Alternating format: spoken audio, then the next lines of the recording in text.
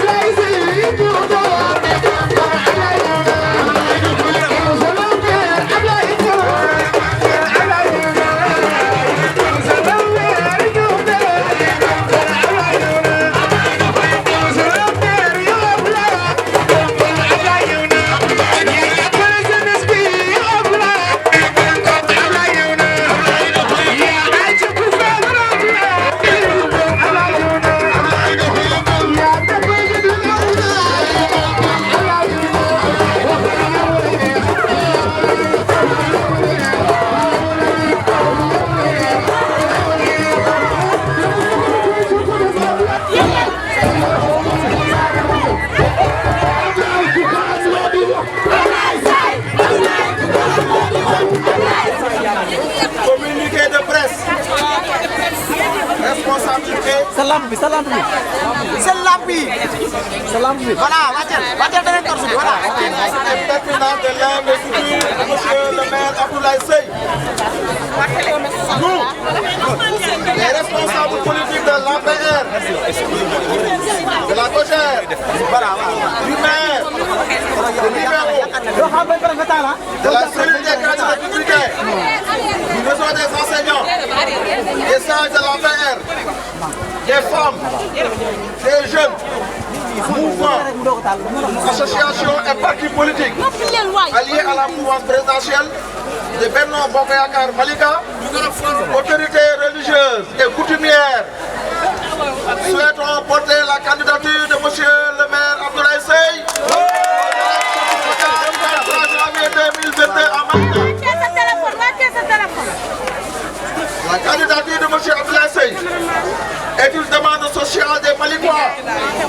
qui aspire à un changement rigoureux de la gestion de la commune de Malika, tant décriée par la population depuis 20 ans, sous le magistère du maire actuel du PDS, sans bilan, avec plusieurs scandales et plaintes sur le foncier de Malika. Monsieur Abdoulaye Seye,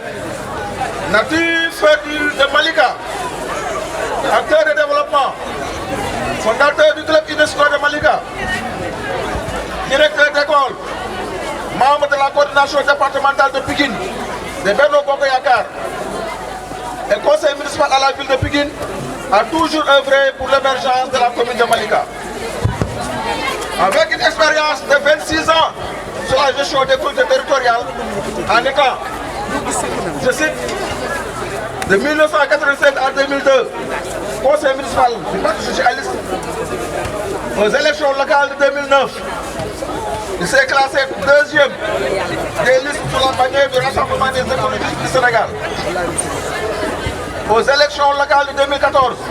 il s'est classé deuxième encore ex aequo sur la bannière du Rassemblement des écologistes du Sénégal. Aux élections législatives de 2017, son Excellence, Monsieur le Président de la République, M. Macky Sall, l'avait investi suppléant sur la liste départementale de Pikine. Fort de tout cela, en considérant sa droiture, son courage, son exemplarité, son apport et sa fidélité depuis 2012 auprès de son Excellence, Monsieur le Président Macky Sall. Constatant son ambition pour Malika, qu'il a toujours démontré lors des élections locales. Conscient du principe de l'unité, cohésion de la coalition Benno Bokk Yakaar et le désir du changement pour Malika, nous nous engageons solennellement en ce jour mémorable du samedi 2 octobre 2021 d'une seule et même fois dans la cohésion et à l'unanimité à porter la candidature de M. Abdoulaye Seye aux élections locales. Nous appelons toutes les forces vives de Malika qui aspirent au changement et du développement de la commune à travailler dans l'unité autour de cet engagement. Les responsables signataires de la candidature de M. Abdoulaye Seye, Tidiane Ba, conseil municipal ville de Pikine et Malika, Nancy Sabo, conseil municipal de Malika, responsable des femmes, coordination APR Benno Bokk Yakaar de Malika, Adja Natou Diaté, présidente du mouvement des femmes, responsable femmes, coordination Benno Bokk Yakaar de APR de Malika, M. Yaya Dia, conseil municipal Benno Bokk Yakaar à Malika, coordinateur IVO Malika, M. Ousmane Dia, coordinateur de la COJER de Malika, la coordination des jeunes de Benno Bokk Yakaar de Malika également. Pape Seydou Badji, coordinateur maire département de Pikine, responsable étudiant coordination Benno Bokk Yakaar Malika. Dieynaba Dia, coordinateur de Malika. Omar Biaye, le coordinateur du réseau des enseignants APR de Malika. Aliou Seye, plus connu sous le nom d'Ali Badara Seye, du Badou, coordinateur des cadres républicains de Malika et membre du bureau CCR de Pikine. El Hadji Gora Diallo, représentant des sages. M. Amatli, coordinateur maire communal de Malika. Marème Koundoul, responsable des femmes à Djamalaï. Fait à Malika le 2 octobre 2021. Je vous remercie. donc di dolli di santaat yàlla suñu borom si li ñu ko doon sant di wax alhamdulilah rabbil alamin waaw fii nag wax dëgg yàlla buñ fi teewee tey dafay jar na ko lu tax ma ni jar na ko mooy kii tey dañ koy sant di ko gërëm ginnaaw yàlla ndax bari na tey jom ju nekk si ñun fulla ju nekk si ñun ak fayda moom mi daf see jouer un rôle extrêmement important donc Abdoulaye Seye di nit koo xamee ni que gis naa fekk naa ko bataille si biir conseil municipal bu Malika mu fay défendre li nga xamee ni que moom mooy intérêt Malika loolu fekkee naa ko du benn yoon du ñaari yoon Abdoulaye Seye fekk naa ko école am ba tey mu jël ay xale yu tuuti yoo xamee ni que dañu manqué ay moyens pour mën a jàngi.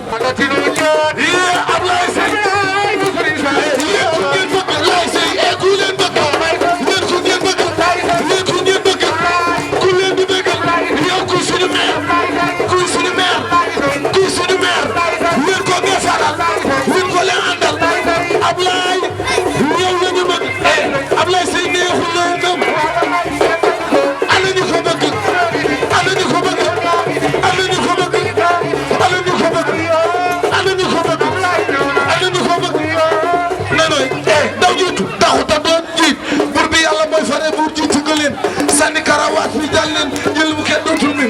def ko na muur yaayam gore Ablaye lu mu ni daral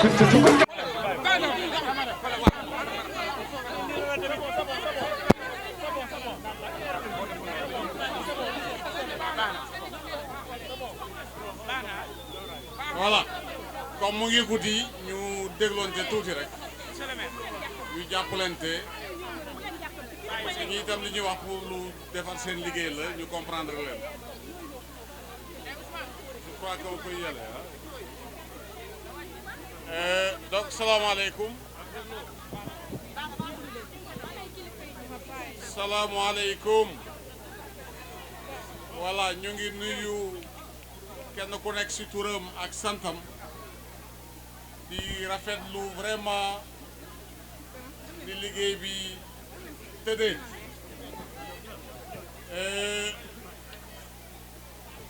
ñu ngi remercier vraiment soppe yëpp militant yëpp am di jàmm yëpp ñu ngi sant góor ñu ngi sant jigéen ñu ngi sant mag ñu ngi sant ndaw defe naa ni lii point de presse la ñu waxoon mais defe naa bii point de presse xaw na rax kon gars yi bu ngeen mitigoon nu muy demee bu ngeen mitigoon kon nu muy demee kon ñu remercier ñépp ci seen disponibilité parce que bu ñuy wax point de presse comme son nom l'indique un point de presse sans presse tout de tout point de presse point laneen lay doon kon ñu ngi remercier vraiment la presse ci seen teewaay ak seen liggéey bu rafet ak seen professionnalisme encore une fois comme ñi ma jiitu ni ñu ko waxee rek tubaab dañu le mois est haïssable loolu lan lay tekki man la yow la moo ko gën a wóor kon yàlla bu yaakaar tas amiin yàlla bu yaakaar tas yéene bi ngeen am ci Malika ñu am ko ci Malika yàlla na ko yàlla mottil amiin te am nañ ci yaakaar yàlla bu yaakaar tas encore une fois coalition bi nga xam ni moom la ñu nekk di ci yëngu parce que wolof dañu mbooloo mooy doole ñun dañu ubbi suñu bunt dañu yaatal ku xam politique xam ni la politique est une addition elle n'est pas une soustraction dafa am lu fi nekk au niveau de Malika wax naa Malika ñun ñëpp ay mbokk la Malika benn bopp la kenn mënu ko xar ñaar loolu lépp dëgg la waaye Malika a besoin de décoller Malika a besoin d'émergence Malika a besoin de développement Malika a besoin de se moderniser encore une fois te bu ngeen xoolee Malika demul fenn nous n'avons pas de problème personnel avec qui que ce soit mais nag politique la ñu wax ki fi nekk c'est notre parent waaye nag dafa am ay limites jot na mu génn par la grande porte mon cousin Talla Gadiaga sa cousin Ablaye Seye mooy wax ak yow nee na il est temps nga génn par la grande porte mon cousin Talla Gadiaga encore une fois dama ni Inch'Allah bu ñu toogee dinañ la def maire honoraire de la commune de Malika de temps en temps sax buñ la soxlaa consulter la mais nag il est temps nga dem à la retraite administration da ngay liggéey retraité waaye nag y a pas de maire à vie dani la ñaata mandat il a fait combien de mandats 3 mandats dañ doon wax naan jamais 203 loolu ngeen daan dégg mais nag pas plus de 3 nag tout sauf 3 mandats encore une fois Malika dafa am lu mu bëgg la mu bëgg nag wax ngeen ko léegi yéen a wax léegi ci seeni discours ni da ngeen di investir yéen ñëpp le maire Abdoulaye Seye. sage yi wax nañ ko, femmes yi wax nañ ko, jeunes filles yi wax nañ ko. kon président si yow la des nga investir monsieur Abdoulaye Seye comme tête de liste majoritaire du Benno Bokk Yaakaar. te defe naa président loolu ñun la fi wax nii mun nañ ni c'est un besoin social au niveau de Malika. c'est un besoin social te defe naa ni loolu moom la waa Malika yëpp bëgg. kon encore une fois ñu ngi remercier responsable yi ñu àndal yëpp ci liggéey bi parce que wolof nee na benn loxo du tàcc benn lam du yëngatu tey ku jiitu dañ la jiital. kon je commencerai d'abord par ki nga xam ne moo porté le discours d'investiture en français muy monsieur Tidiane Ba ñu koy remercier au passage muy un responsable digne, un collègue conseil municipal et conseil de ville ku ne xam na ni am na compétence su tey nekk maire au niveau de Malika. humilité am wooye fam baaxam moo waral tey mu ànd jiital ñu pour ñu ànd développer ensemble Malika. ñuy remercier aussi structure u parti bi yëpp ko gère à travers son coordinateur monsieur Ousmane Dia. nee na li parti bi yor si structure yëpp ils sont aujourd'hui avec monsieur Abdoulaye Seye. bu dee président bi parti bi lay déglu, bu dee président bi dëkk bi lay déglu, il va investir monsieur Abdoulaye Seye comme tête de liste majoritaire au niveau de la commune de Malika.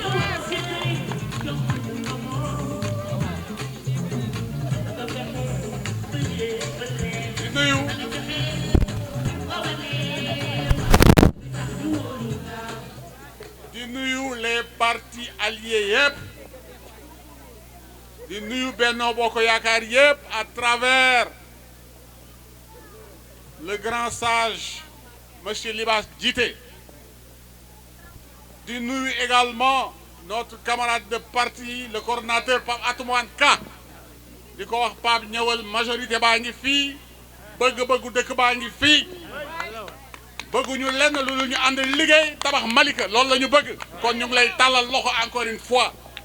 ñun li ñuy prôné mooy gagner ensemble gouverner ensemble.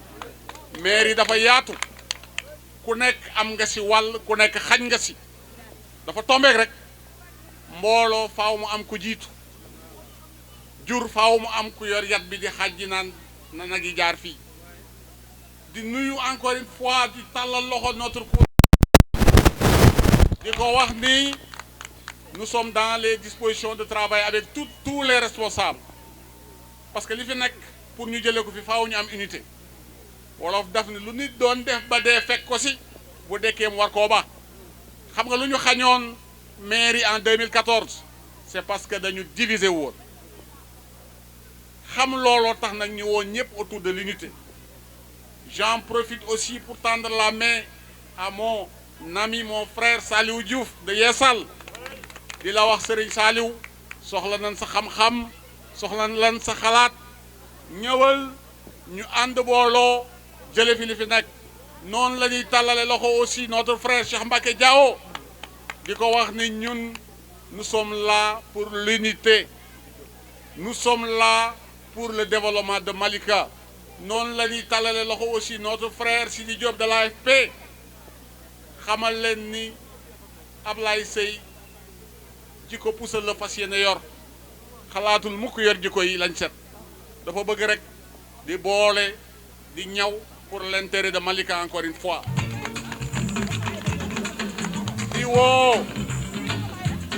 également société civile yëpp ñi bokk opposition sax la ñu wax leer na nee nañu grand ñun li ñu gëm mooy élection locale du problème mu parti na Macky Sall ni jiitu nga rek ñun ñëpp ñu bàyyi suñu ambition ñëw jàppale la pour Malika changer. waaye grand keneen kum dul yow Malika opposition dina ko jël président nag defe naa du seetaan Malika opposition di ko jël. Le président est la personne la plus informée du pays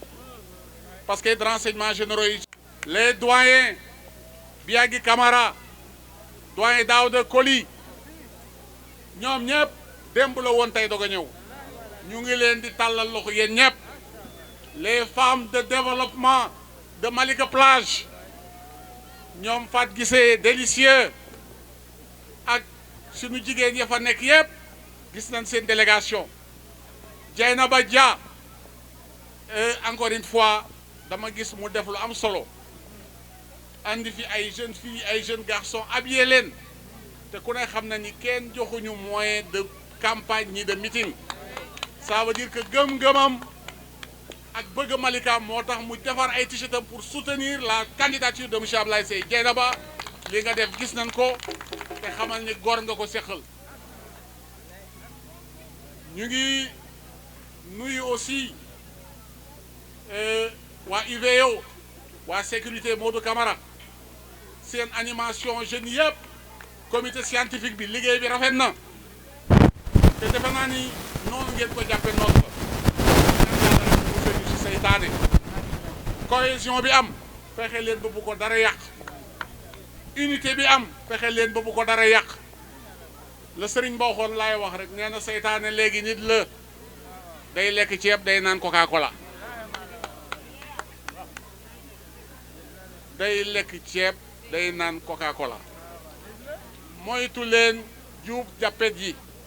gis nga nit wolof dani loo fa xaarul du la fa fekk te yéen je sais que ni vous êtes des fidèles ngelaw mënu leen a fëkk may woo tamit les sages de la paix ñoom Jaxate ñoom doyen Malan Cissé ñoom Diop Tine grand Ngay Sow sax woo naa ko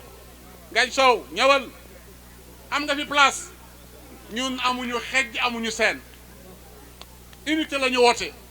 xamuñu parparloo xamuñu fibisteri xamuñu seytaane xama lu ñu xam liggéey ñàkk jariñu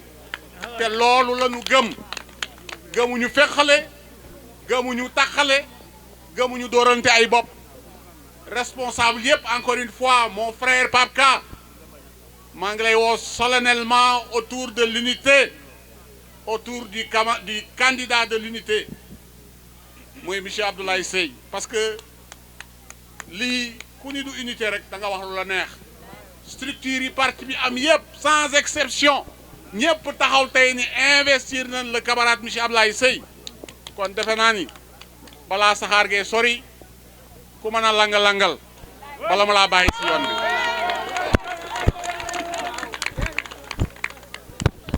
lii ñu fas yéene def defaluñu ko ma Samba defaluñu ko ma Demba suñu bopp lañ ko defal Malika lañ ko defal Malika nag màgget la te màgget ku ne xam na ni foo laal mu ni day metti mais xool leen li ñu wër xool leen commune yi ñu wër am nañ frontière ak Yeumbeul Nord am nañ frontière ak Kër Massar mais xool leen projet yi fi nekk pavage bi assainissement bi mais pourquoi Malika nekk exception loolu la ñu war a mën a posé wu kon ça veut dire que ñi fi nekk ils ne sont pas capables waaye yaa xëyti nag boo mënul da ngay ba jox ñi man ñu def loolooy wax ji à Malika ñun on manque de courage laqatuuma nëbbatuuma parce que ku caméra tiim micro tiim la defe naa ne waxoo si rondal waxoo si nekk boo waree jàng école da ngay jàng école boo waree liggéey da ngay liggéey la mairie ñëpp la ko war a nekkal ndey ji seex la war a tëddee kenn ku nekk gis sa bopp warut a am benn quartier bu nekk à part kon Malika li ñu bëgg mooy Malika pour tout le monde un Malika pour tous mu développé wu ku nekk gis sa bopp loolu la ñu bëgg encore une fois te defe naa yéen itam loolu ngeen bëgg. di remercier aussi le sous-préfet di ko dalal jàmm monsieur Cheikh Mbacké Diawara muy ku disponible yàlla def na rencontré nañ ko te la mu bëgg rek mooy lu tegu ci yoon ba ci point de presse bi ñu def dañu déposer autorisation pour parce que ñun làmbatuwuñu fi ñuy teg suñu tànk xam nañ ko buñ xamul lépp it ànd nañ ak ñu ko xam ba lu ñu bëgg a def dinañ ñu du nii la parce que xel ku sa wëréer la xale da koy for mag da koy for kon defe naa ni dans l'unité nous pouvons développer Malika dans l'unité mën nañu fa nu bëgg a yóbbu suñu dëkk mu émerger comme yeneen dëkk yi fa nu àgg en tout cas kontaan nañ ci ñëpp ñu ngi jéggulu ci guddee bi ñu ngi sant ñëpp di sant notable yi di sant doyen yi sant góor sant jigéen surtout les anciens élèves aussi gis naa fi ñu bëri aujourd'hui dañ nañu màgg na kon màgg ngeen nag wane leen li ngeen mane kon encore une fois sant nañ ñëpp gërëm nañ ñëpp merci beaucoup jërë ngeen jëf oui voilà.